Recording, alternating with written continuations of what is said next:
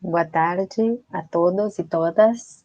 Bem-vindos ao nosso seminário aqui no CPDOC, FGV, Infraestrutura Digital dos Contrapúblicos Feministas e Queer. Então, agradecendo a presença de todos. Primeiro, eu queria dizer que as manifestações expressas por integrantes dos quadros da Fundação Getúlio Vargas e por convidados que participam dos eventos e transmissões online representam exclusivamente as opiniões dos seus autores e não necessariamente a posição institucional da FGV, e reiteramos também que todos aqui presentes concordaram em participar desse evento de forma espontânea e, com isso, autorizam o uso de sua imagem para essa transmissão que ficará disponível posteriormente nos canais oficiais da FGV. Bom, então, esse webinário, Interpreting the Internet, Feminist and Queer Counterpublics in Latin America, queríamos agradecer primeiramente a professora Elisabeth Jay Friedman por estar hoje aqui conosco. É um privilégio realmente para a gente conversar com ela como parte da disciplina Oficina de Humanidades Digitais, Oficina de Pesquisa Social Aplicada, e realmente é um privilégio para a gente, como falei, ter ela conosco. Então, o primeiro que eu vou fazer é esclarecer que vocês podem enviar suas perguntas aqui no chat. Vocês têm isso embaixo podem acessar o link do Slido, que justamente encontra-se na descrição do vídeo do YouTube, que vocês têm na tela. Então, podem enviar por lá suas perguntas, seus comentários, enquanto a Elisabeth vai fazer sua apresentação. Então, e também quero dizer que, por razões técnicas, eu vou estar mostrando os slides de Elisabeth. Então, simplesmente isso. Então, agora, para nós, como falei, uma grande oportunidade de conversar sobre questões tão importantes e tão presentes, sobre esse ativismo, né, e sobre a questão de gênero e sexualidade, sobre as humanidades digitais e como elas são perpassadas pela questão de gênero, e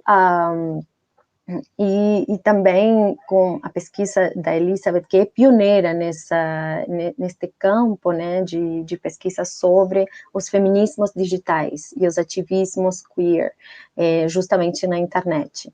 Então, o primeiro que eu vou fazer é apresentar a Elisabeth, e depois vou passar a palavra para ela fazer sua apresentação. Elisabeth Jay Friedman é professora de Ciência Política e Estudos Latino-Americanos na University of San Francisco. Ela pesquisa centros de política feminista latino-americanos em contextos nacionais, regionais e transnacionais, e é autora do livro, que provavelmente vocês já leram, nossa disciplina a gente já leu e discutiu de modo muito produtivo e muito frutífero, Interpreting the Internet, Feminist and Queer Counterpublics in Latin America, que foi publicado na University of California Press em 2017. Recentemente, ela editou também a coleção Seeking Rights from the Left, Gender, Sexuality and Latin American Pink Tide, pela Duke University Press, em 2019. E esse livro também está disponível em espanhol, como Gênero, Sexualidade e Izquierdas Latinoamericanas, el reclamo de derechos durante la marea rosa. Então, como falei, é um grande privilégio para a gente estar ouvindo a Elisabeth, e agradecemos muitíssimo a presença dela, tão generosa, de compartilhar suas reflexões conosco. Enfim, tenho muitas perguntas, muitos comentários, mas o primeiro é ouvir você e escutar, digamos, suas palavras, que eu sei que estamos sendo ouvidos de várias partes da América Latina e dos Estados Unidos também, então é um grande privilégio.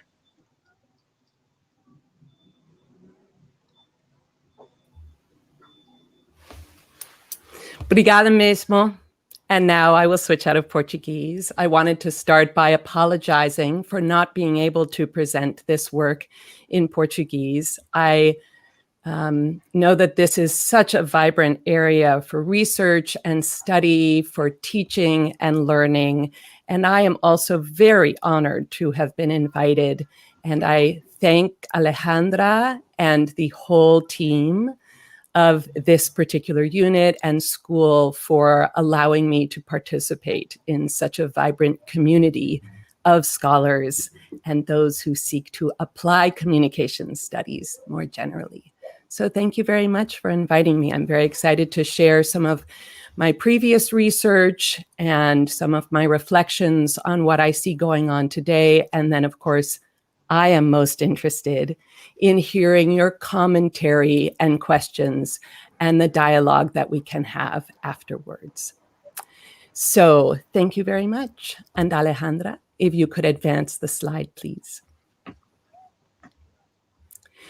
So any talk about the digital infrastructure of feminist and queer counterpublics has to start with the inspirational regional spread of feminist, transfeminist, queer, decolonial, angry, celebratory, effective, and mass mobilizations that those of you from the region and eager observers from outside of it have lived through very recently. I would be the first person to say that the internet did not cause this kinds of mobilizations that we've seen in Ni Una Menos and the Paros and Un Violador en Tu Camino and all of the transnational, regional diffusion of movement repertoires and frames and strategies. However, the digital infrastructure of these movements is as central now as it has been for, I would say, nearly 20 decades. So I've been very excited to see the development of these movements around the region and also to continue my own research, thinking about the ways in which the digital and the physical are thoroughly, at this point, mutually determining. If you could advance the slide, please. So you'll see a copy of the cover of the book that I wrote that was published in 2017 that drew on a nearly 15-year-long study of the ways in which feminist and queer counterpublics have developed their interactions with the digital space over time. So I'll just say a few things about that study before I turn to some of the conceptual underpinnings and then some reflections on what I found back then and the ways in which it might help to shed light on some of the more massive demonstrations of the power of feminist and queer demands in the public space today. So the book, Interpreting the Internet, was a research project that I took on starting in the year 2000, so 2 decades ago. And I started this research project trying first to think about that question of what impact a new technology would have on an area of such diverse, rich, and dynamic social mobilization across the region. And I knew of that dynamism from previous work, study, visiting, discussions, keen observation of the region and how impressively developed the counterpublics around feminist and queer demands were in the region. So just briefly, for those of you for whom that terminology is not as familiar, when I use the term counterpublic, which for those of you who are very familiar with it, you'll of course immediately hear Nancy Fraser in your head, and Michael Walzer and others. These are, you might think of them as the intra-movement dynamics within a social movement. So counterpublics are the identities, communities, and strategies that activists build and develop, if you will, for their internal members or adherents, rather than focusing on the impact that social movements do or do not have, or the kinds of impacts they have on the wider publics in which they are embedded. And again, thinking about how people come to identify as part of these movements, what their community looks like, the community norms, the community interactions, the organizational principles, and then finally the strategies that they build internally prior to or in interaction with their dissemination and their pressure in wider publics.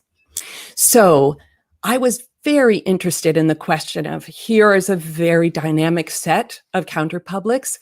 What impact does this relatively new technology have on their mobilization, on their effectiveness in the wider world, but principally on the way in which they do their organizing? And when I started to ask that question back in the year 2000, so 2 decades ago, it was just as perhaps some of the people around my age in the audience will remember, just around the time of the initial massification and commercialization of the internet.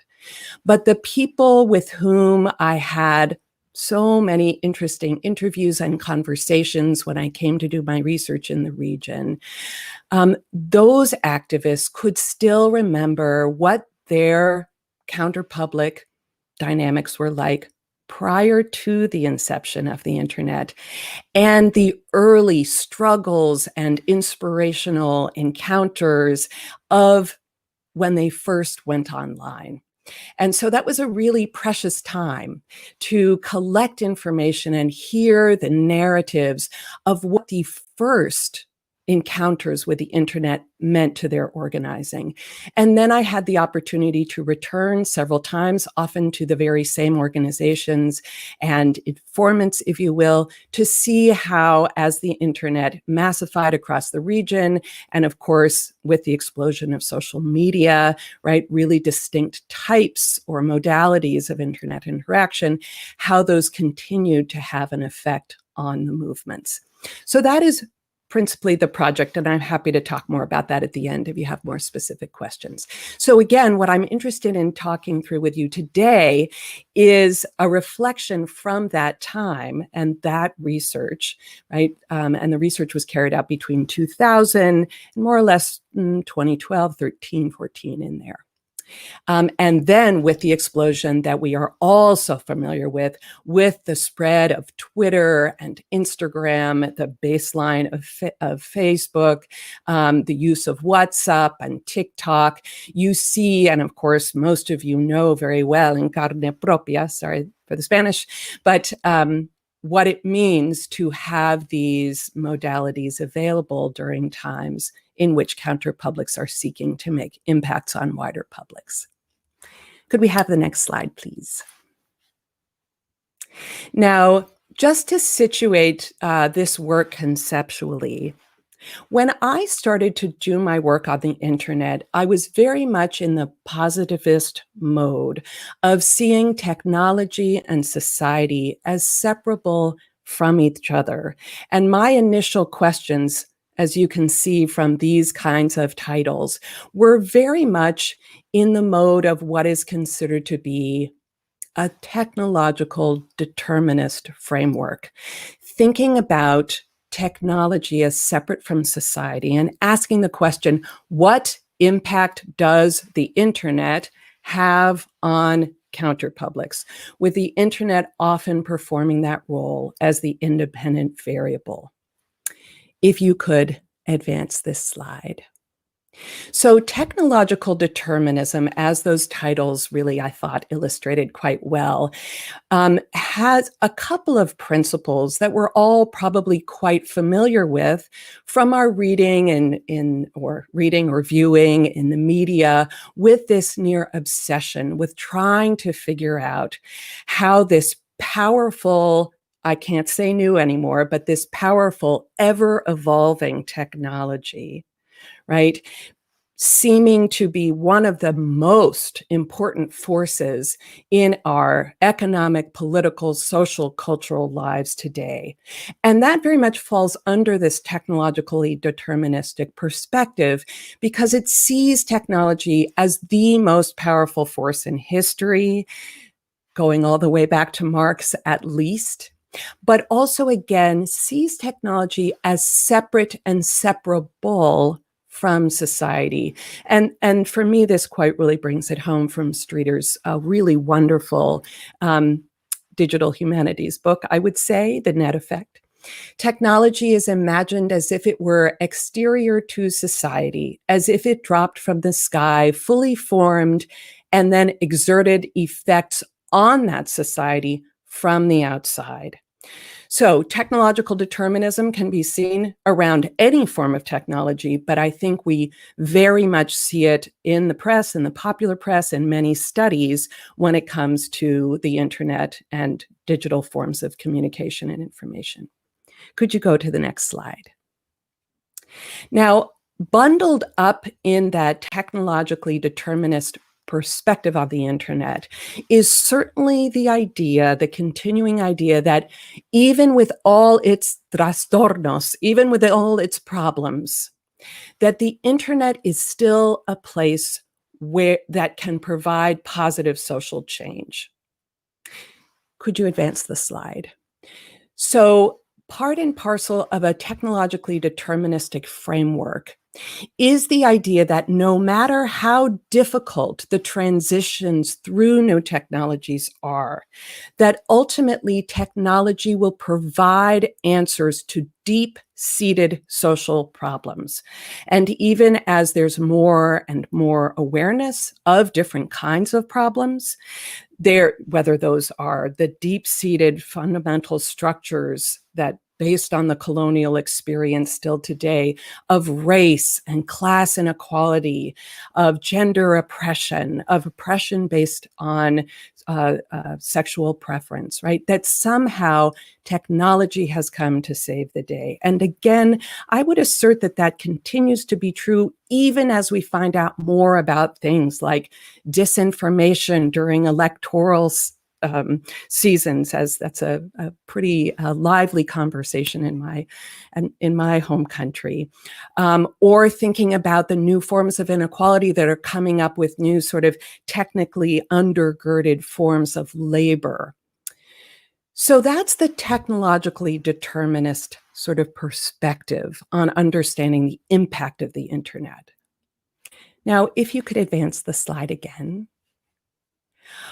What I have found much more productive and insightful over the course of my research and writing, and of course, engaging with the amazing work and research that's going forward in this general arena, is the perspective that is called socio-materiality.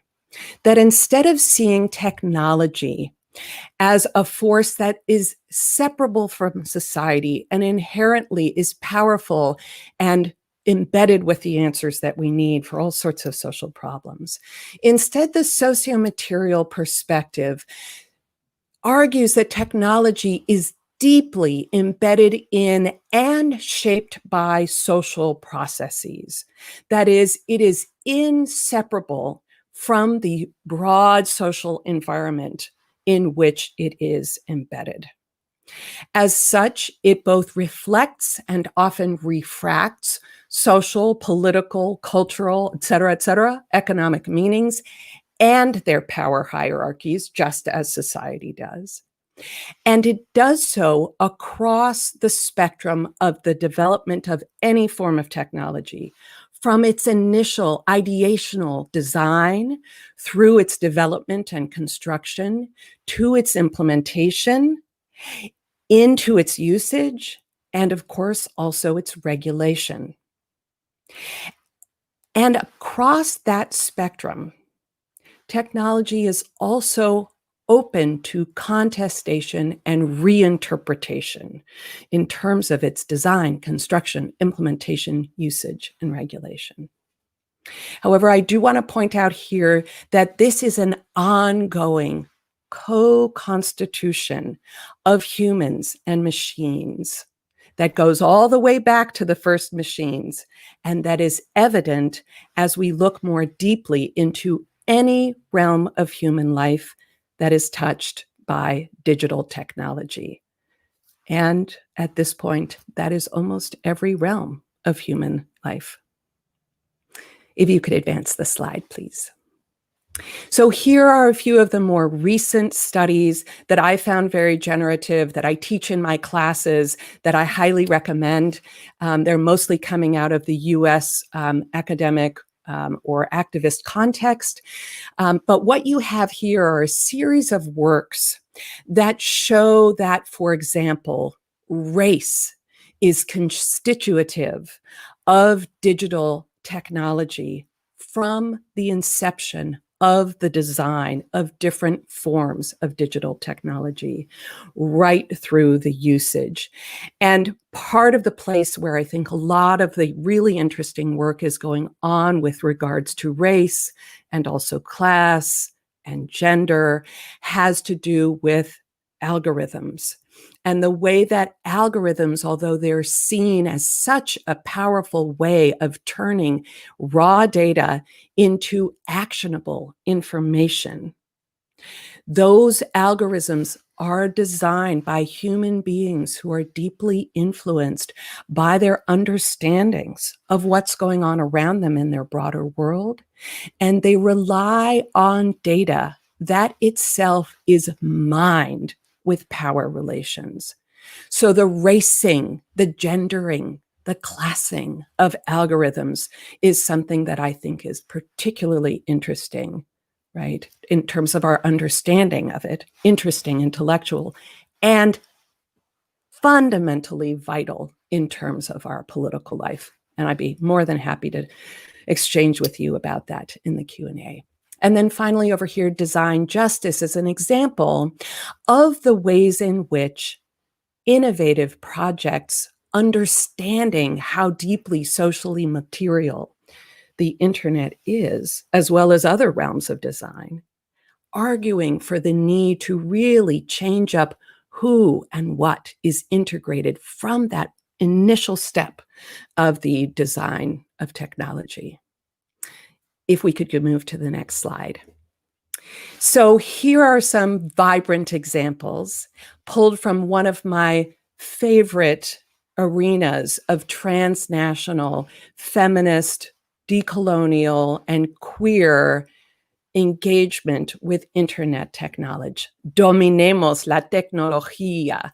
I probably don't have to go into the iconography in here, but this work, and there's a snapshot of the website in its Spanish version, comes out of a project called Take Back the Tech, or Take Back the Technology, which comes out of an APC, which is the Association for Progressive Communications, Gender and IT, or Women's Women's Rights Program.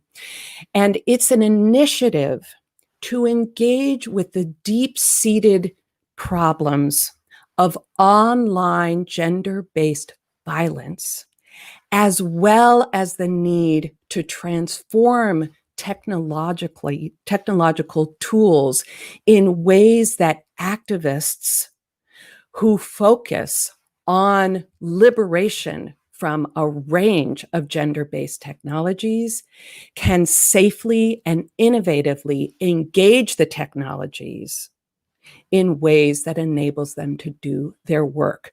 So simultaneously working on some of the worst problems that feminists face in engaging with online technologies around their desires to expose and end gender-based violence, right? So how to keep themselves safe even as they're using these technologies in ways that are deeply embedded in their activism. As an illustration. Next slide, please. Okay, so now what I would like to do is share with you some of the conclusions from my earlier study, and then share some of my perspectives on how I see these insights perhaps helping to understand or opening or further opening really interesting conversations going on around contemporary movement activism through counterpublics. So taking a socially material perspective on the integration of internet technologies into feminist and queer counterpublics from the beginning implies that you have to simultaneously think about the ways in which the incorporation of these technologies into these counterpublics affects the counterpublics, but simultaneously how the integration of technology into those counterpublics has an effect on the technology, right? In other words, this is what I mean by the mutual constitution of technology and here counterpublic. And I try to be very careful with the language, even though I myself do slip into the idea of how did these activists use the technology? Because it's hard to have a language to express co-constitution. It's not that the technology is using the activists or the activists are using the technology. This is a mutual constitution. This is a process of integration. And the reason why I came to the language of interpretation, even though literature is not my field, and in fact, I come out of the social sciences rather than the humanities, although the humanities are so full of insights, I'm constantly recurring to them, right? But because from that social scientific perspective, we're also often thinking independent and dependent variables from a positivist perspective. But here, interpretation is the way to go, because as new technologies come into these spaces, these are spaces that are permeated by people, thoughtful people who are constantly mulling over, how shall we do this? What's the most effective way to embody our values in society? And so as they're bringing new technologies in, they are interpreting the affordances of those technologies through the prism of their pre-existing experiences with activism, their values, their hopes and desires for what it is they want to see in terms of change in the world. All right. So in terms of the digital infrastructure here, so starting on that side of the mutually constitutive equation, if you will, you'll see here on the screen that I've sort of laid out the 3 areas of counterpublic construction. And I want to briefly just give you just a taste, and there's much more in the book, of course, of the kinds of impacts that I saw over time in that first wave of the integration of the internet into feminist and queer counterpublics in Latin America. So in terms of identity, in terms of how people come into the counterpublics and identify with their values and get involved in making the change in the world. The question that dogged my project for extremely good reasons, if we think back to the early 2000s, and here I am asking people questions about when they first got online in Latin America, the question was always, well, who can actually get access to this technology? Now, for the younger students in the audience, that probably isn't such a lively question for you, as most of the people you know would simply take a phone out of their pocket and say, I have access. Now, still access is not guaranteed, right? Particularly in a region where inequality is so deeply embedded in society. However, with the early access to the internet, that was indeed restricted in all sorts of ways that would overlay all of the traditional forms of inequality, structures of inequality in the region. However, what I found when I went more deeply into the process that activists were using around integrating the early internet, so many of the projects that they were doing had access chains built into them, where, if nothing else, at least the content that they themselves were receiving, say, over the modem into email, would be then transmitted, diffused out into the projects and communities with whom they were working. And then as those projects grew, some of them also took on the responsibility for a more profound stretching of these access chains, not only in terms of information, of content, but also in terms of access to the technology itself. And I'll talk about that a little bit more in a moment. So the value of inclusion, meaning that access to information and technology became part of what many counterpublics were working on. Then in terms of strategy, developing strategy to reach out to broader publics, what I found here is the integration of internet technology. At this point, it was mainly distribution lists, initial websites, and the like, was that it was helping activists to bridge on and offline mobilizing. Some of the interviewees I spoke to said, "We're so excited, we've just started cyber activism." And by cyber activism at that point, they were thinking about an online digitized campaign. So that was happening. But from the beginning, what was happening was that mobilizational strategies to turn people out physically into the street, to lobby through more traditional channels, was a focus of the mobilization of the technology, how to enhance the pre-existing, extremely well-networked counterpublics of, say, Brazil, which is one of the most deeply networked set of feminist and queer counterpublics, I would say, on the face of the planet. Of course, I might be a little bit biased there. Okay, but to me, the linchpin, the cog that brings together individual identity development and the development of strategies to have impacts on wider publics, it's really rooted in community. How to bring together individuals and have them see each other as linked, as their fates are linked, as their political projects are linked, dependent on one another.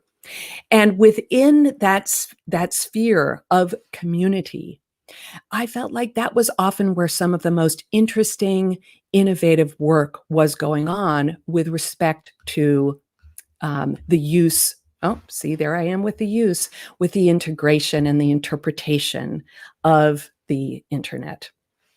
So as organizations circulated information, uploaded pictures and videos, hosted personal ads, opened chat rooms, moderated discussion lists, they were providing for the development of the community here.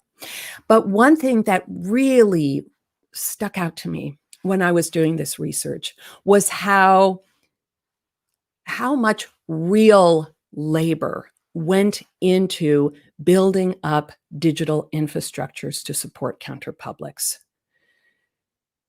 I can't tell you how often people would share with me that having the internet was extraordinary for their work, but overwhelming in terms of the demands that they now had inside the counterpublic. And in part because this is a technology that is so innovative and that there are new applications and new modalities rolling out one after another.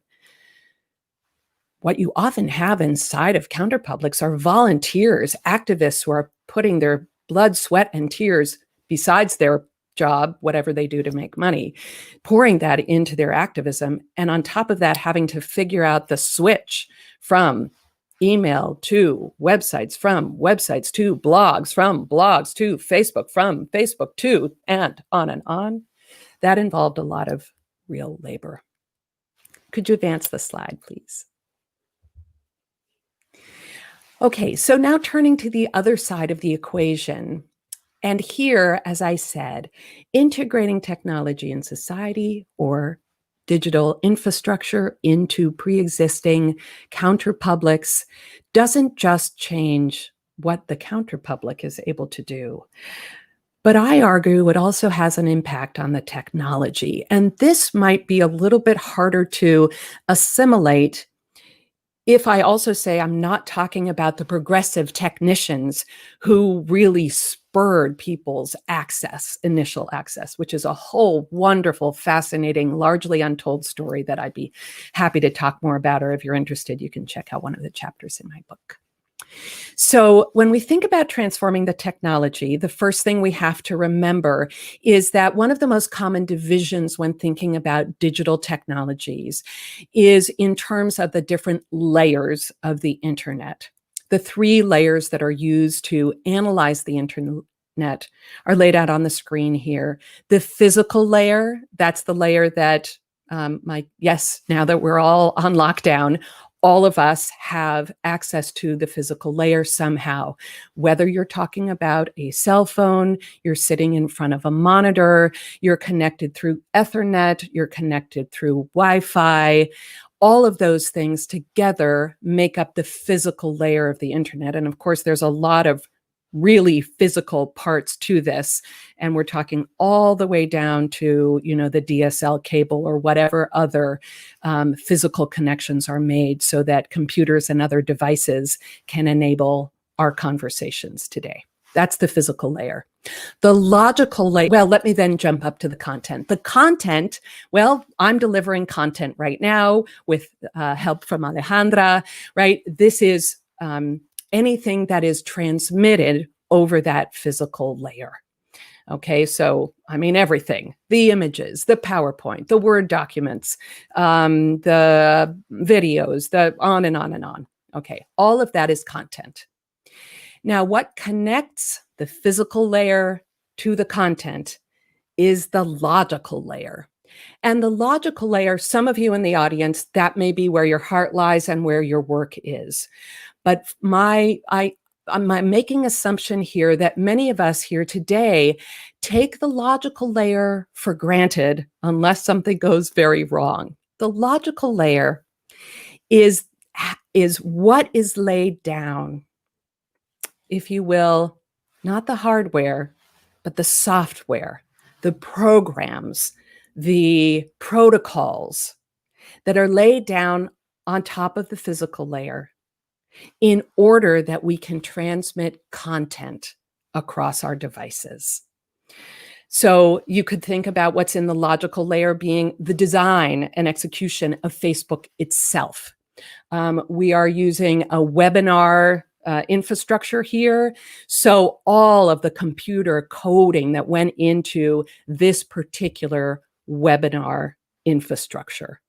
Okay, so all of that is packed into the logical layer, a layer that many of us often feel free to just leave up to the computer scientists and the software designers until we start to think, why is it that the illiberal, violent, right-wing movements of today have just as much access to Facebook groups as the progressive, human rights-oriented movements? And then we think, does that have anything to do with the design of Facebook? Although some of us might say, or the regulation of Facebook. Anyway, I could go on and on about this logical layer, but let me keep going with what I found with my earlier research. So in terms of the way that the integration of the internet into these communities, I assert shifted the meaning of this technology, right? I saw that on all 3 layers. I saw it on the physical layer because, to go back to that huge preoccupation that I and my interview subjects and the people who were hearing about my research and people living in Latin America, everybody was so preoccupied with, particularly the early internet, this question of access particularly in the beginning, so few people had access. You had to belong to a nonprofit or have a lot of money or be related to a university community. What I saw is that, again, many of the organizations that I talked to, or the activists that I interviewed, knew of or themselves were engaged in an aspect of activism that directly focused on how to expand access to even the earliest forms of internet interaction. So sometimes this was literally, how do we get computers into community, sort of a community cyber cafe? Or how do we do training for Indigenous women who have organizations and want to have access to parallel organizations, say in other countries or somewhere else in their own country, to do their work together? What is an appropriate way of developing training for those subjects, for those activists, for those protagonists, so that they are also empowered to use the technology? So the physical aspect.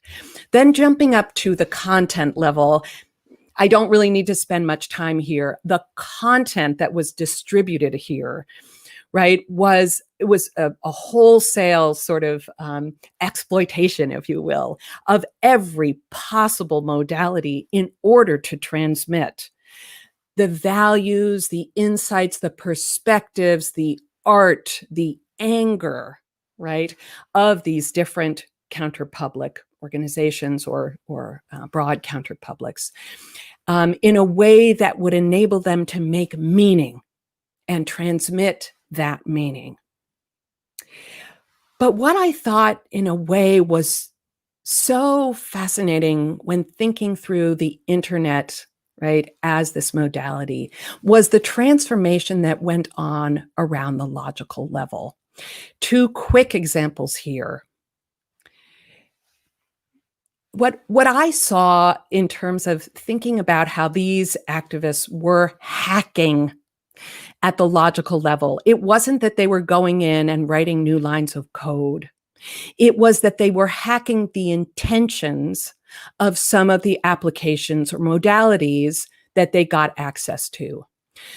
One example is the way in which distribution lists, those old time, sort of informational lists that would just come over the transom into your email inbox. And those lists were initially designed to be purely informational. But one of the most interesting projects that I was able to follow, really innovative projects from Argentina, was an information network for women, RIMA. And the transformation of the list that they developed there from a static to a dynamic space for counterpublic interaction, deliberation, and development was extraordinary. But again, it was based on this program that really assumed all you were going to do is click and send and read and digest. Sort of on the flip side, there is another project, and actually there were several projects that took the design of a blog and transformed it into an archive. So again, this application that was designed to do a particular thing, that is just show you the most contemporary content.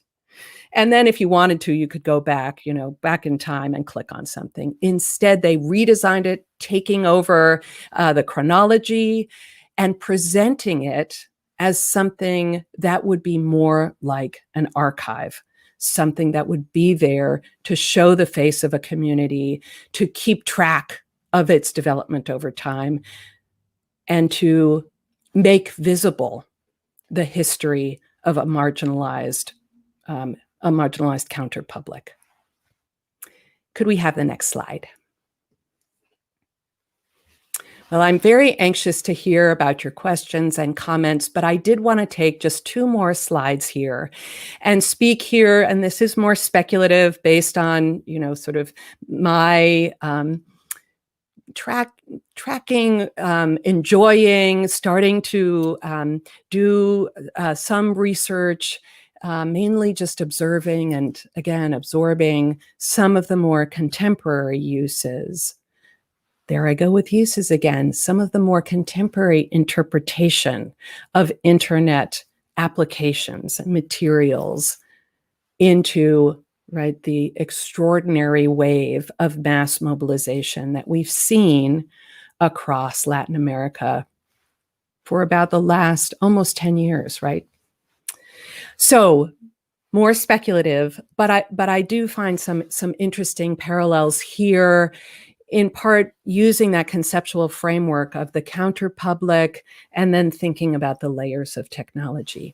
So here, what do I see in terms of emerging, what's going on with the development of identities inside feminist and queer counterpublics?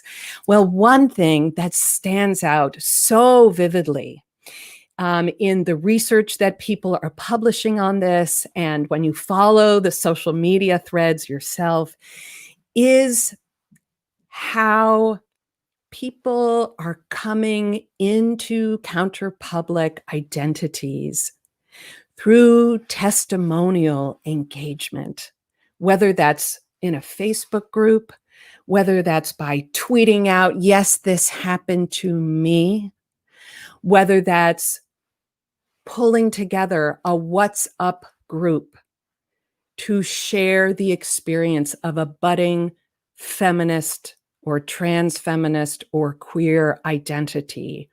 The ways in which people entering these communities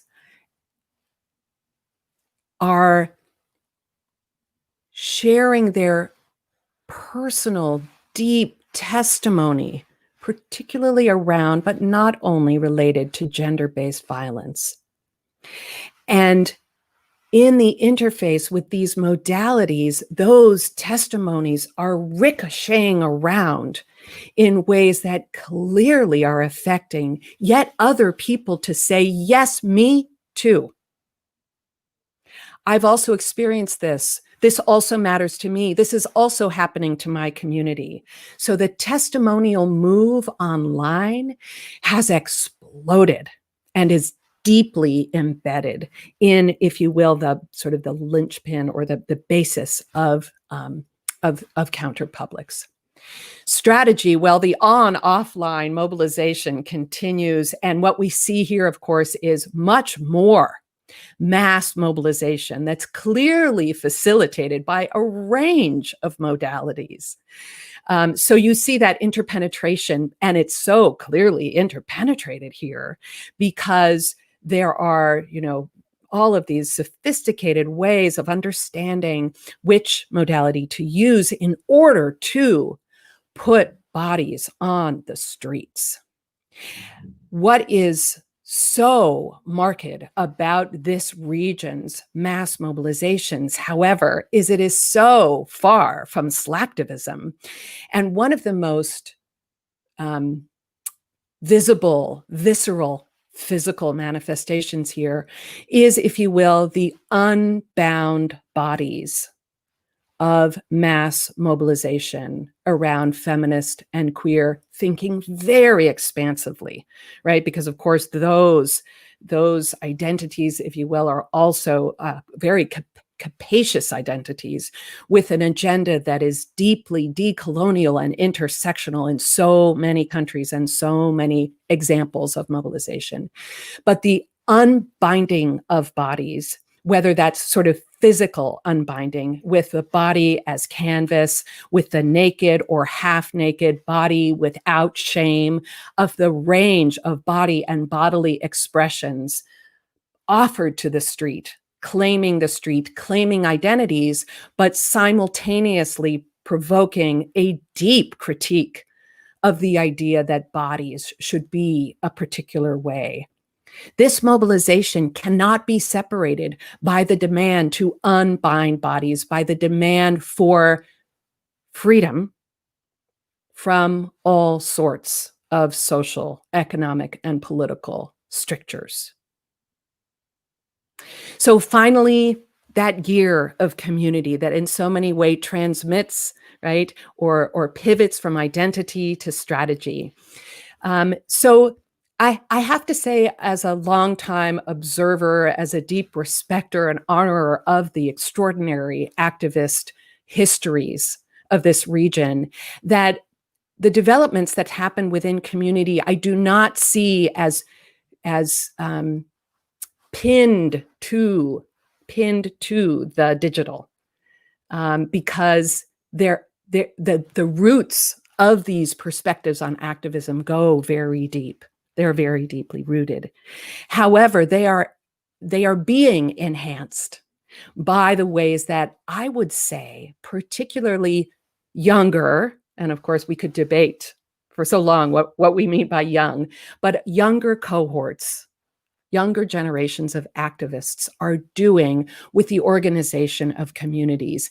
And here, what you see is enhanced by different digital platforms, this horizontal organizational structure, if you will, that often is not pinned to organizations that perdure through time, but that is brought together across a range of counterpublics. So it is intersectional in that way, and doesn't seem to have a sort of traditional level of gatekeeping about who can and cannot participate or be integrated in a counterpublic. So there's a widespread, sort of sense of you join, or your colectivo joins, because that's where you want to go, where you want to put your energies.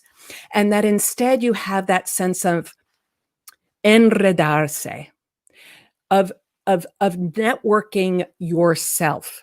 And again, I don't see this as entirely based on the availability of different digital modalities, of the digital infrastructure.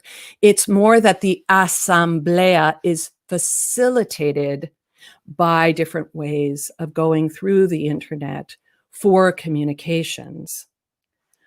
But because of those communications, that communications infrastructure, these organizational approaches and the link between the face-to-face, deep conversational moments and debates and angry discussions that happen face-to-face, they keep going, even as they are also linked in time, space, right, to other, right, instantiations of the counterpublic as they build their strategy.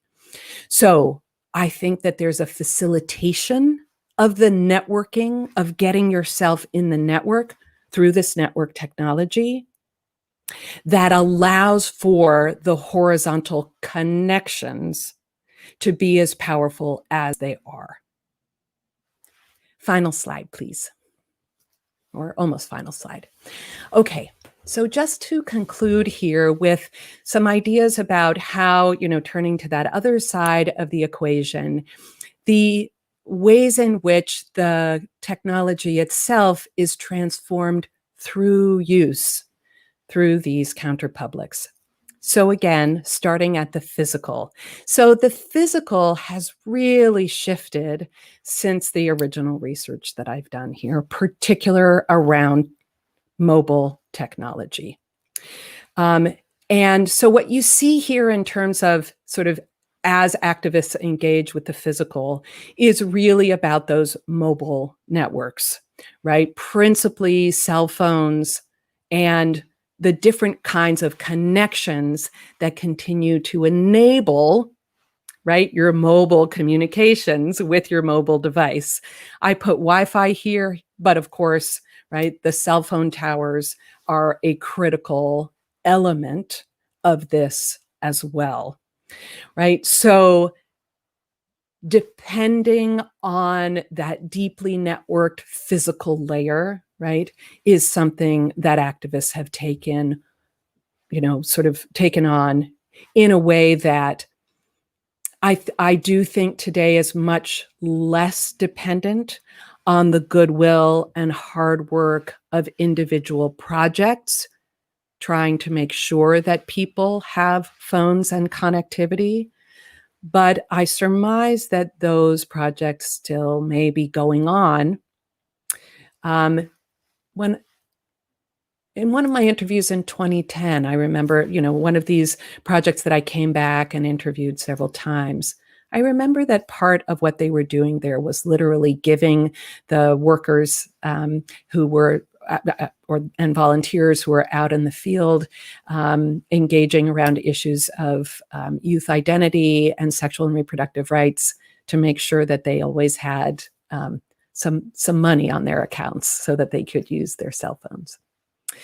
Hopping up to the content level. So again, this extraordinary dynamic exploitation of what can be circulated in terms of content.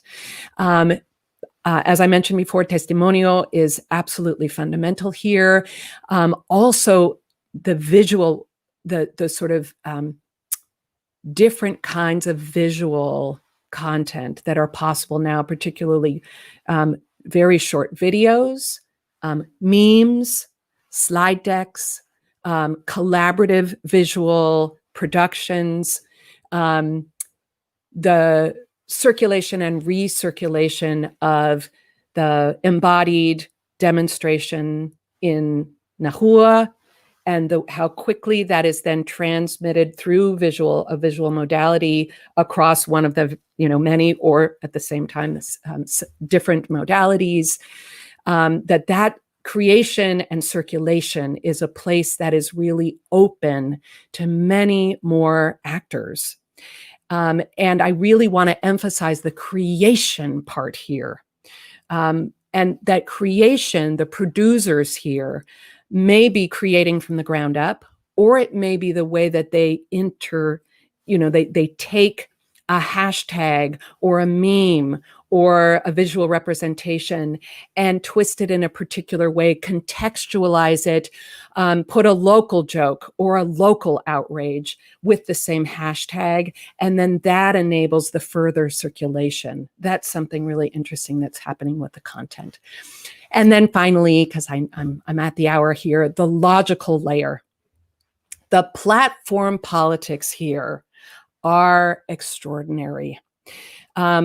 You probably remember one of my slides on Take Back the Tech, right? So there are activists who are engaging directly at the logical layer, saying, what's safe?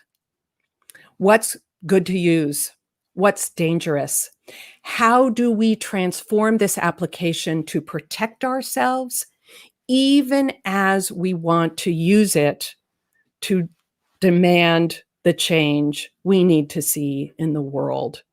So there's a heightened understanding of that. And places like Take Back the Tech are also distributing ways for you to engage with the design of the technology. Again, not necessarily altering there in the code, but where do you go in? What are your privacy settings look like? How can you take something like Facebook that is inherently fairly public and make a private space within that modality? So besides that sort of arena for engagement, there's also a very sophisticated understanding of when to use which platform or which application for what task and for whom.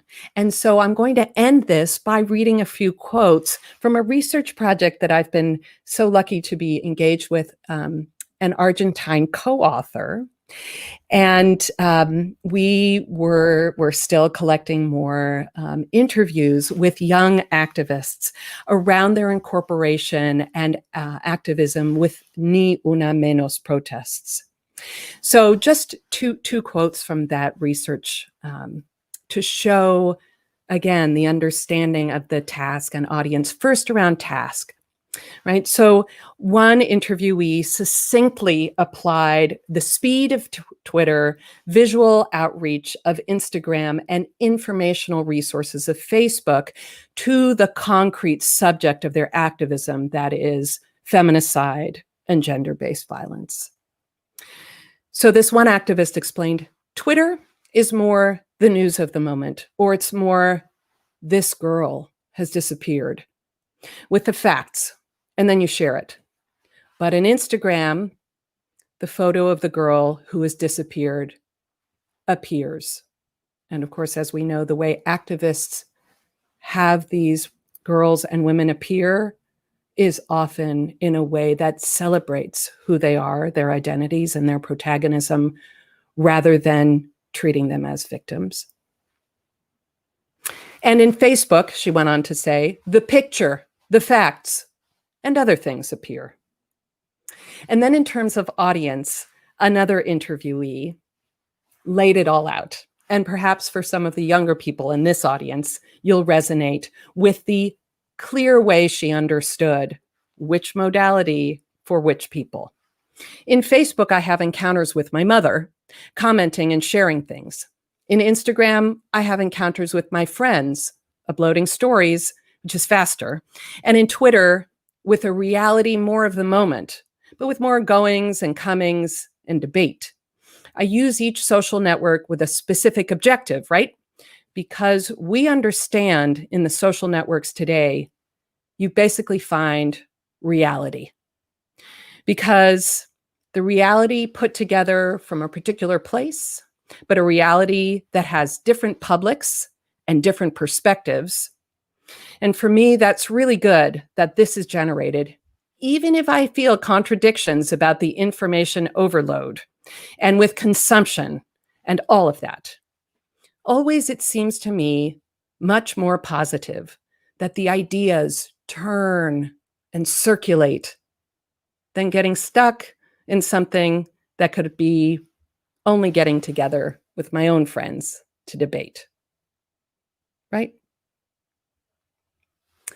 I'd really like to end with their words rather than my words, but I have to say, as an older person, engaging with a new generation of activists' engagement with the internet is the most inspirational thing I do, even in these times in which it is so easy to lose inspiration. Thank you so much for allowing me to share my ideas with you. If you could turn to the very last slide, I'm really looking forward to your questions and ideas and comments.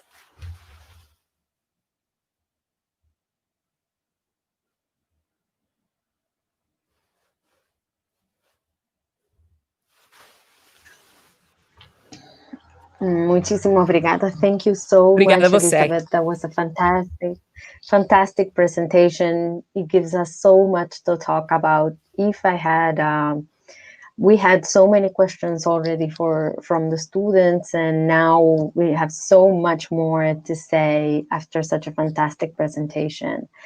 I'm seeing here that the chat is also full of questions, but I'm going to start with one of the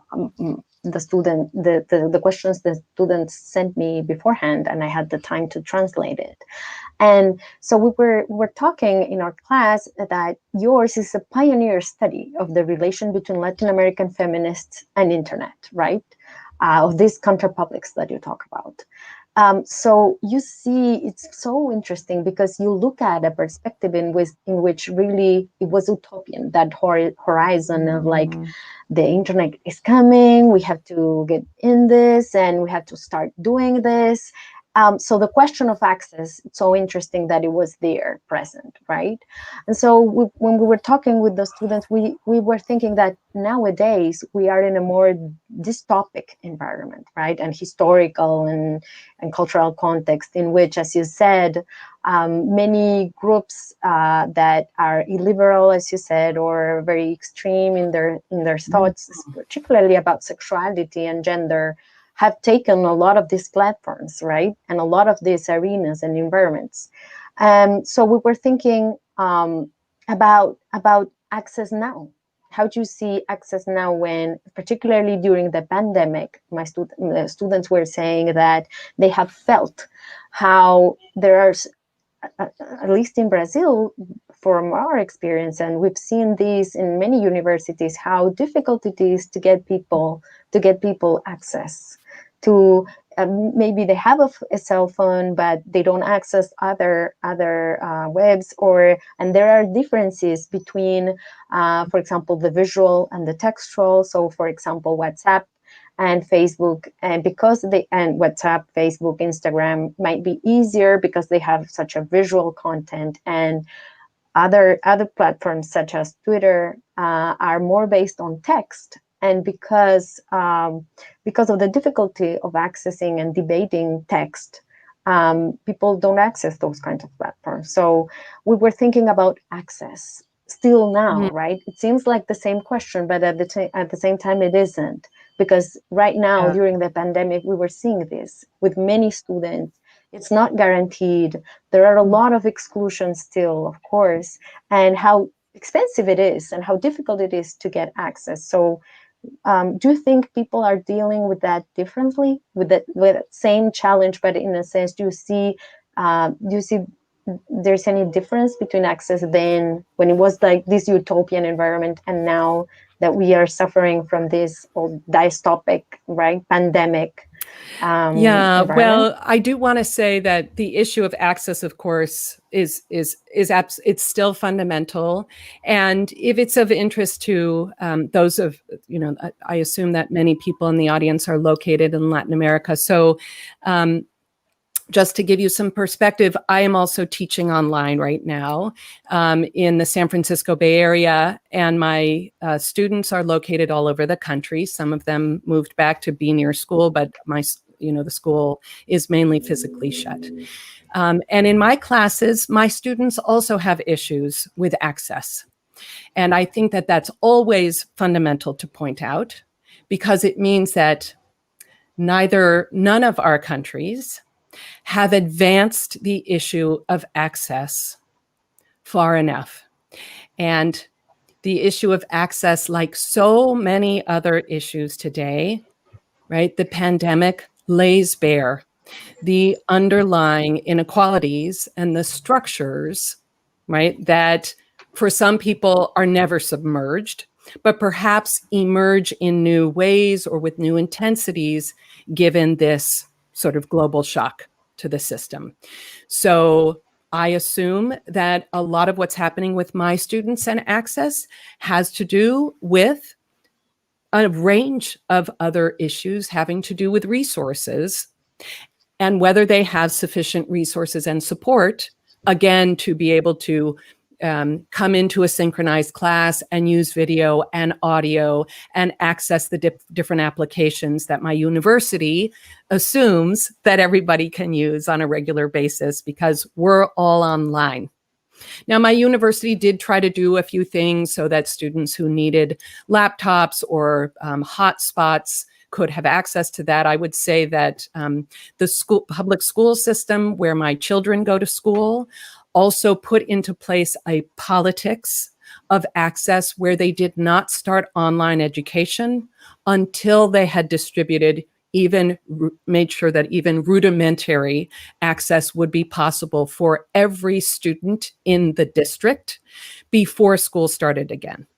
So I sort of bring those out as examples because the second example is an example that I consider to be cognizant that the mere existence of technology doesn't alleviate our responsibility for how people engage with technology.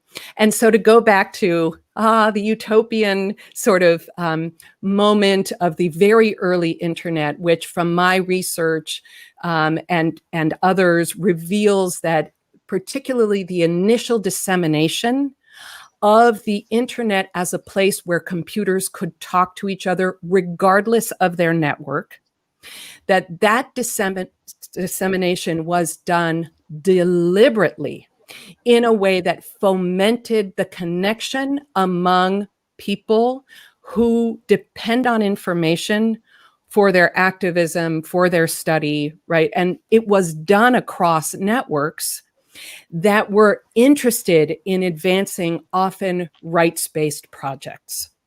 Very inspirational, very aspirational. That was an early internet, a politics, again, of the distribution of the technology and design of that logical layer, with the value of access and connection of communities, including in the so-called Global South, that drove the way the technology was shared, governed, right? All of those things. Now, what you and your students are pointing to here is that with the dystopian situation that we find ourselves in, so this is a little bit different from access, right? In this dystopian situation where people whose motivations of engaging across these very powerful networks are motivations that are authoritarian, discriminatory, violent, right? A whole constellation of, if you will, not just anti-rights, but anti-humanity in many cases. The fact that they, and many of these groups are very sophisticated in their use, the fact that they are enabled to use the technology in the way they do, and here I go with use again, right? It's hard to move away from that language, has everything to do with the design and the dissemination of the platforms. So what I would say to you and your students is that one area of research and activism and professional employment is engaging with the platforms around public policy and around design and around construction and dissemination in ways that reveal the embedded values and shift them in such a way that this technology that has been so firmly integrated into our very beings is a technology for humanity. And there are many projects around this, right? To start with, of course, the investigative journalism that is revealing why it is that these extreme right-wing movements cannot, have not been removed. Their access has not been removed. Just to add on that, we were talking about the differences in platforms. So exactly, particularly about that, how different platforms deal with identity, with social hierarchies, racial, gender hierarchies differently. So the word horizontal was very important in your book. And they were thinking how, and you pointed this in the testimony that you quoted, that different platforms have different rules and that different dynamics embedded, right? So some of them privilege the visual over the textual, and some types of dynamics, like my mother would see me on Facebook, right? So there are some dynamics embedded in certain platforms, and then different uses facilitated or prevented by these platforms. So recently there were some accusations that Black women activists, for example, to the Twitter platform about being sexist, and especially,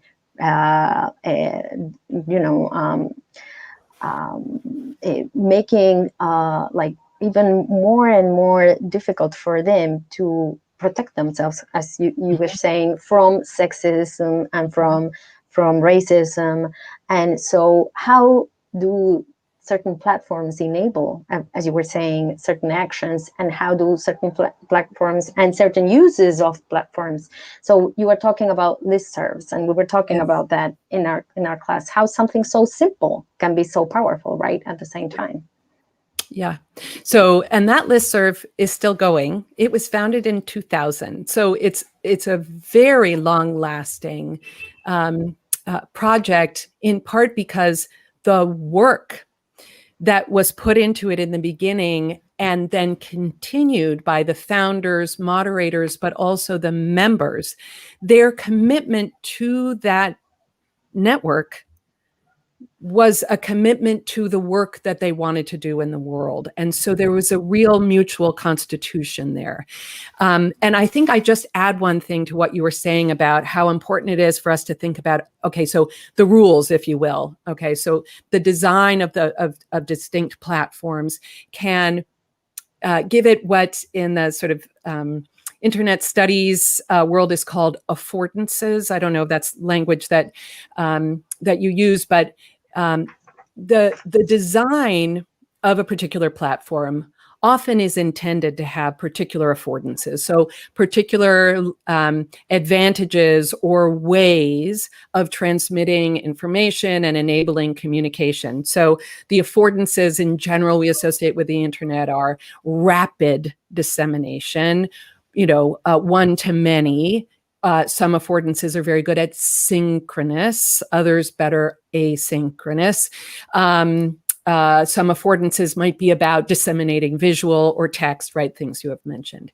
But what I find even more interesting than that, right? So there's one thing about, okay, and a lot of research in the social movement space around they don't always call it the integration, the impact of the internet on movements is how do they use a particular affordance?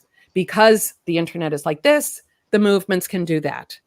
What I think is even more interesting is to marinate in how a movement is incorporating these applications and then seeing their own interpretation. So a very quick example from contemporary activism.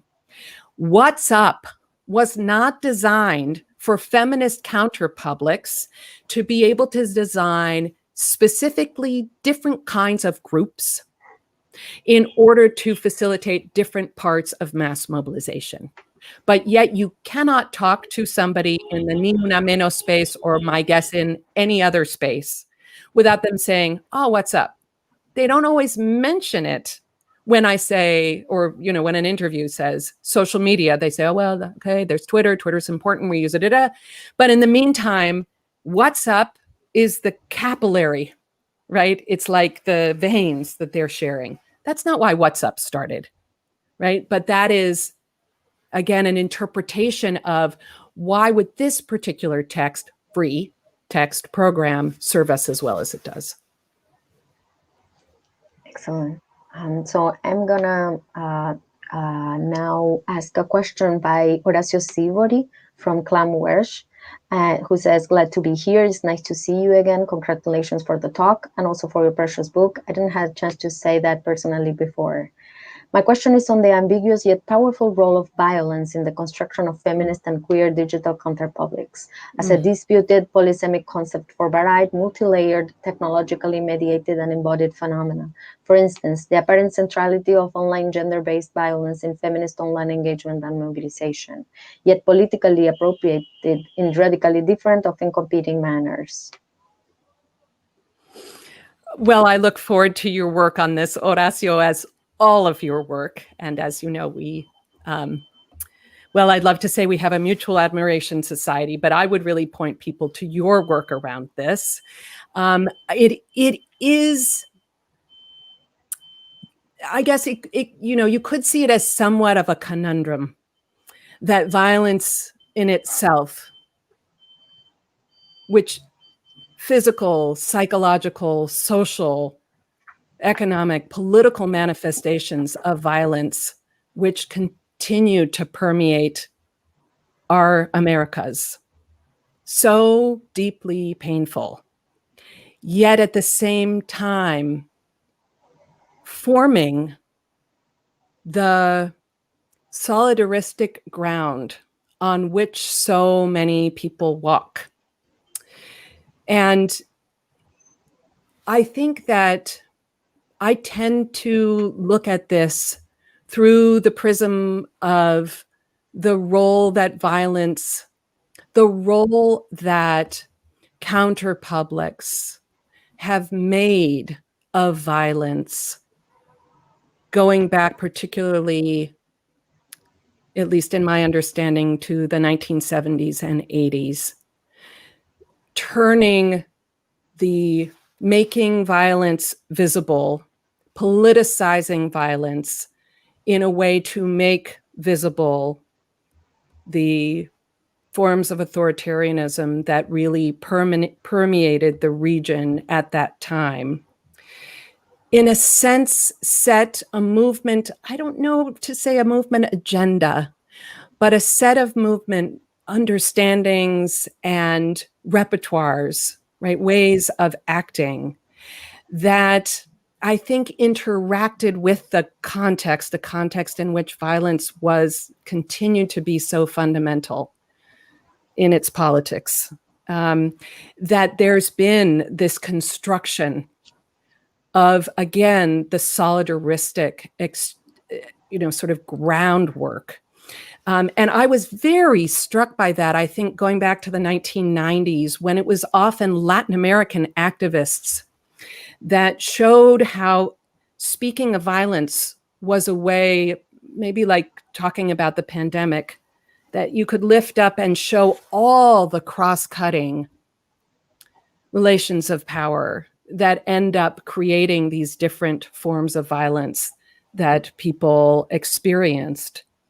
But to reclaim the rejection of violences, and this is something that I'm hearing so clearly from, again, it seems, if it's fair to make a generational generalization, and these are generations that clearly were nurtured by very, so much work, so much activism, so many histories. But to speak of violences, I think, is one of the most effective expansions of the violence frame. And you see that so much. And, to this audience,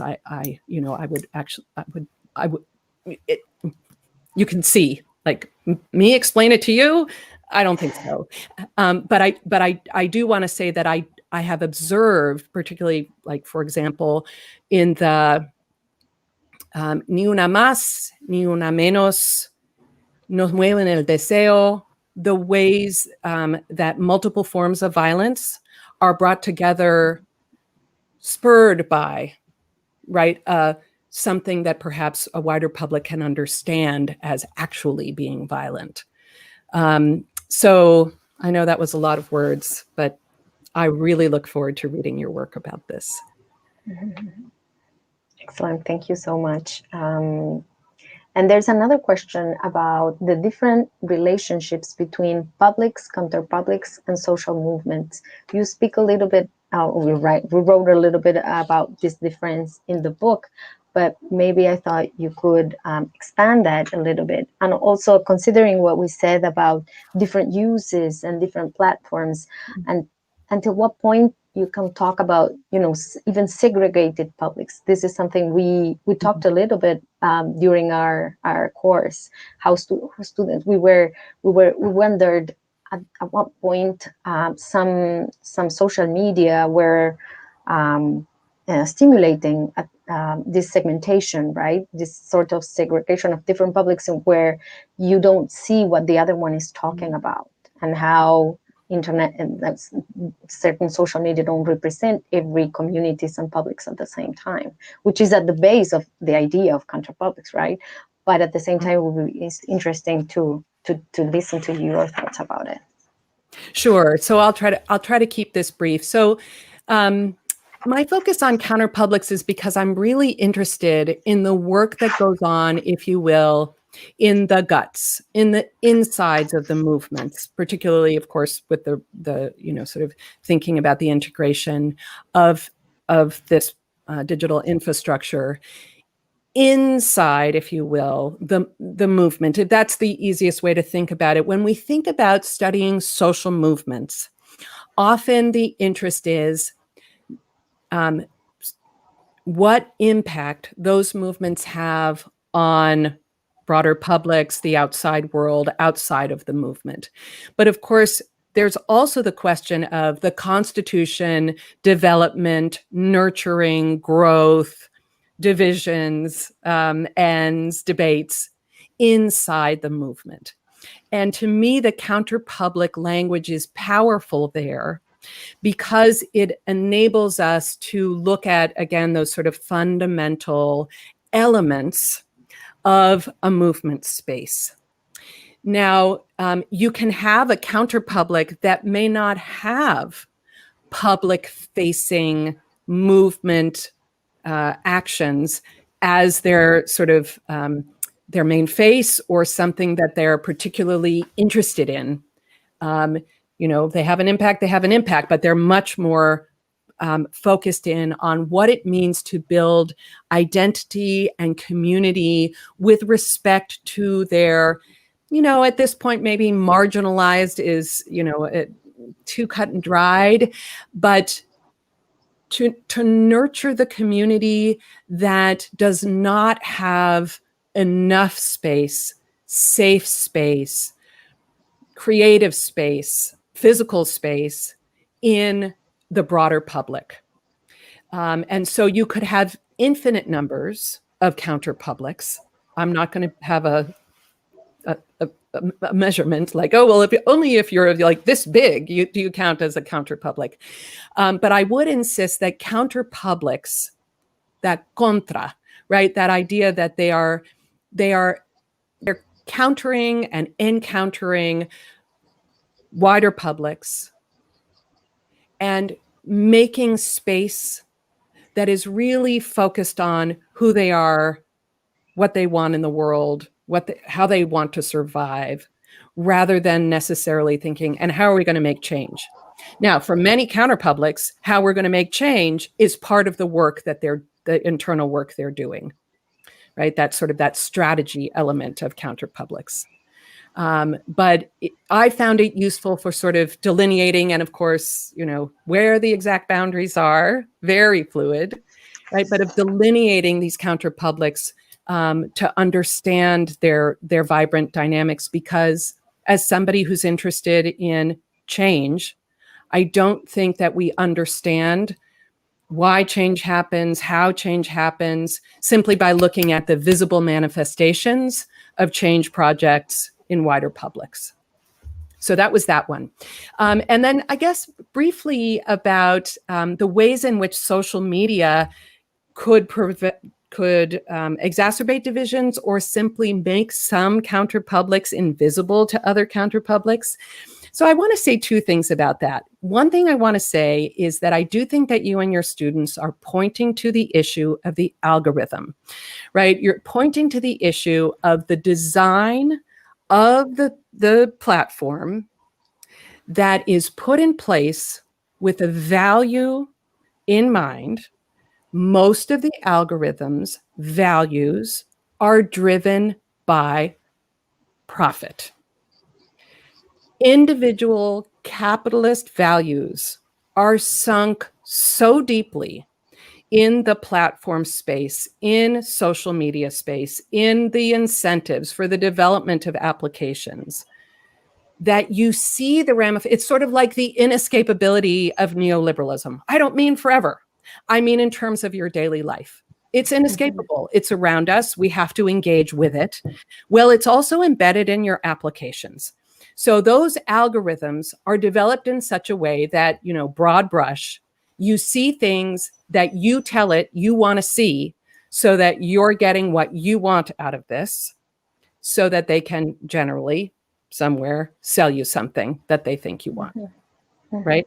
So there are open source algorithms, open source platforms, open source collaborative projects for applications that at the level of the algorithm are thinking, okay, so how broadly should the data be drawn, sucked up into this application, given what we think people want to do with it, right? So you see how values, the way that particular people located in particular parts of the society and the economy, right, the way they do the design and the implementation and all the rest, very value-driven.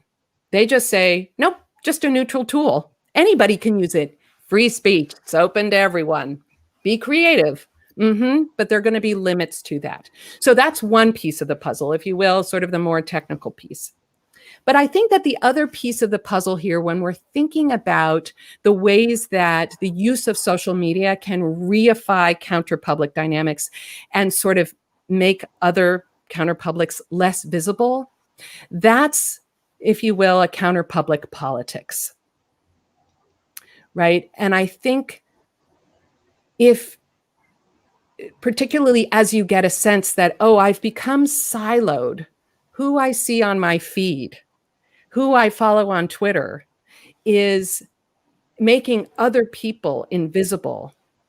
That's when often the other spaces, well, everything's digitized, but the moments of mobilization, the asambleas, the colectivos, the classroom, the street, when you're meeting people who, for whatever reason, decided this was a space that they wanted to be in, I think that the potential, not just, so I'm going to follow you on Instagram, but let me take a look at your feed. I know, it's like a violation of privacy. Let me take a look at your feed. I have to say that the most interesting conversations I end up having often with activists is, how did you find that picture? Where did that tweet come from? And trying to sort of track it, because that often gives you a sense of whether you're in a bounded community. But I really think that one reason I'm so eager to explore and try to explain how the technology works and how it's designed is because it is so fundamental, right, to the potentials that can be or are excluded from sort of the digitized sphere here. So, for example, I put up that cover of the Design Justice. And one of their projects is to make sure that, if you will, marginalized folks, people who don't have access to mass media, may not have good training, you know, as a technologist, can be still consulted in the design process to say, well, okay, so in your community, they don't use smartphones. What do they use? What kinds of technologies are appropriate or accessible there? And then how can we design this application so that you can still run your community radio program and things like that? Just a footnote, my students were actually asked this question in connection with their own frustration with the lack of, let's say, you know, the lack of impact LNO had among certain male publics. And they were saying, how come this was so important at that time? And at the same time, like, so many people were completely out of it. They didn't know about it, and they were really frustrated with this. And so I just wanted to comment Absolutely. on that. And, you know, as people who are involved in media studies will always say, you have to think about the entire media ecology. And my understanding is that the media ecology in Brazil doesn't necessarily have mass media that is very accessible to a range of views, that there are some larger media networks, commercial media networks, that tend to dominate that space. But that's why, you know, sort of the intersection of the social media world and the mass media world, that's an intersection that activists have to continue to, or preoccupied students, engage with, because if you're siloed, then your hashtag will only go so far. Exactly. Yes, absolutely. And here we have a question by Daphne Marcantonatos, who says, oh wait, I think her question before, no.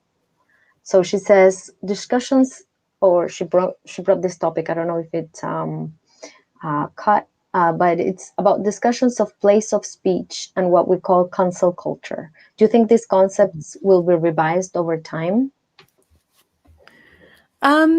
Yeah, I mean, I think, you know, as an older person who's been observing internet dynamics for a couple of decades and engaging with them. I got online in 1993 because I was a graduate student. My university, I went to a university with a fair number of resources that was close to Silicon Valley. And so those first university networks were open to graduate students. And so what I can say is that at every point, and I think right now we're sort of between the social media explosion and the Internet of Things, there's a sense of that sort of technological determinism of this is how it is now, and it is wonderful or terrible, or it's having these salubrious effects, or it's just throwing everything in the wastebasket. And a set of practices also grow up around the sort of that generation of technology.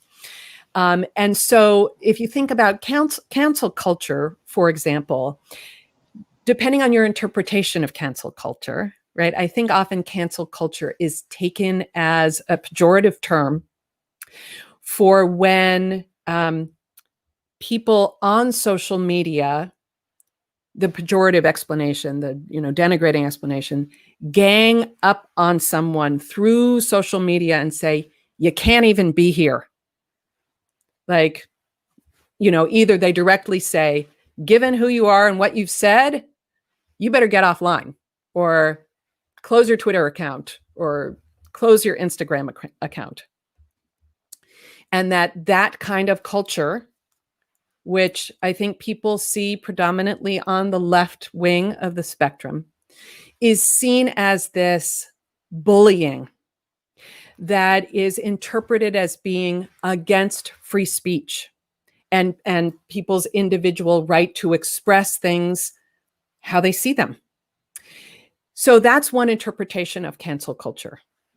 Another interpretation of the dynamics behind what has now been sort of seen in this pejorative way is a dynamic where people who historically have not had an audible, visible platform for their views now do, and have asserted their right to free speech by saying, how dare you take your racist, xenophobic, individualistic, capitalistic, terrible values onto Twitter and pretend that there hasn't been, 400 years, more than 400 years of deeply colonial racism that have the results of Afro-descendant women in Brazil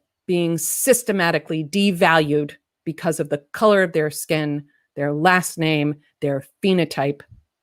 How dare you? You be quiet, right? So my guess is this audience would interpret cancel culture one way, and that kind of righteous indignation by somebody who may not have had a very audible visual platform before quite differently. But I don't know who's out there.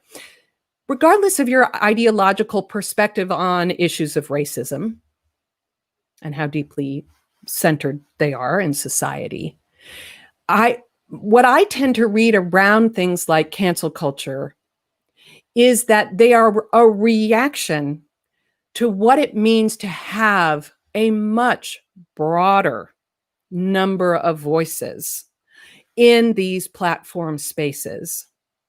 And ones that, my guess, in the street would also feel free to go up to somebody who was shrieking at them and say, it is not your time to talk. So, of course, I think it's important in general for people to have the right of freedom of expression. If they're circulating things that are literally damaging to human rights, you know what I think we should have instead of cancel culture? I think that we should finally give up the idea that the internet can be this free area where we can say anything we want at any time to anyone, and say, this space is as important as any other space that facilitates our social, political, and economic lives.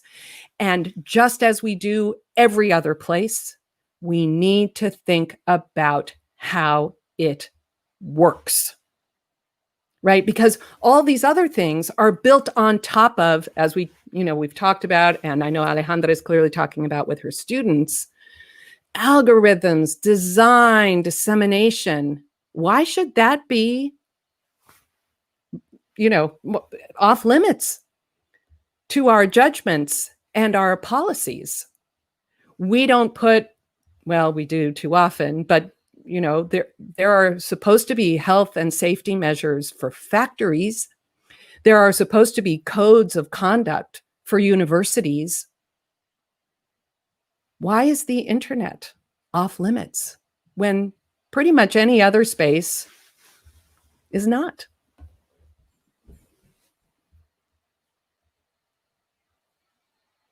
Oh.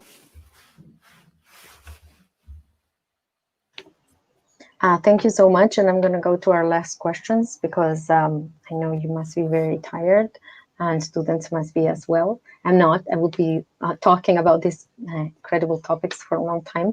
But so Tainá, one of my students, she wrote, logo no início do seu livro, você aborda que a internet é um lugar feito e refeito a partir das imagens dos próprios usuários, das imagens. Né? Exactly. E que muitas estratégias são formuladas nesses espaços como formas de resistência. Você vê uma mudança nas estratégias adotadas pelos grupos que acompanham a sua pesquisa desde 2001? Oh, yeah, exatamente. No, and that's it. I can understand your question, but to try to be more articulate, I did see a lot of movement of these strategies of engagement, and what was interesting to me is, of course, some of it was, as I mentioned before, that real labor that they're running to keep up, right? Communications and information are central to activist projects. And this is a time, right? I was talking to them in 2001, 2002, then 2008, 9, 12, that the modalities had really shifted. And so their strategies also shifted with the modalities, because you use different strategies when you have email and a website available to you than when you have a blog space, a Facebook page, a Twitter feed. Now, it seemed to me that generally what would happen first is, and I think it certainly made a lot of sense to me, that you take the strategy you had developed with the older technology and see if you could plonk it over on the new one. So, I would visit and they would be, oh yeah, so now we've decided that, now we could do a WordPress blog and it would be free. So we're going to stop paying for the web hosting. And now we're going to take our information and we're going to put it in a WordPress blog. But oh my goodness, now I'm the designer and I have to learn WordPress.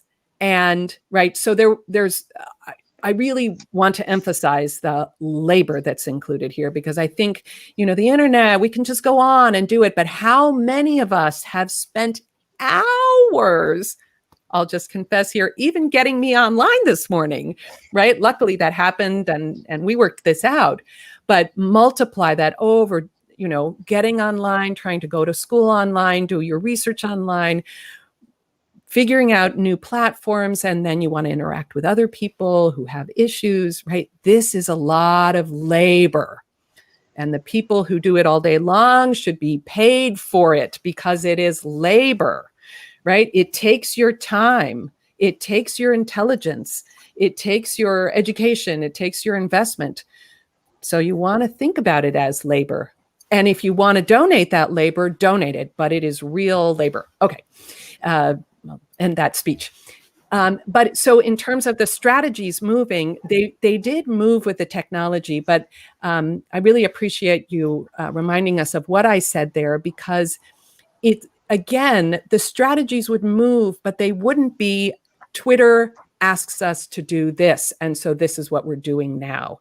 So there's some fascinating research out there, Marcela Fuentes, doing research on the role of the hashtag itself in the Ni Una Menos movement.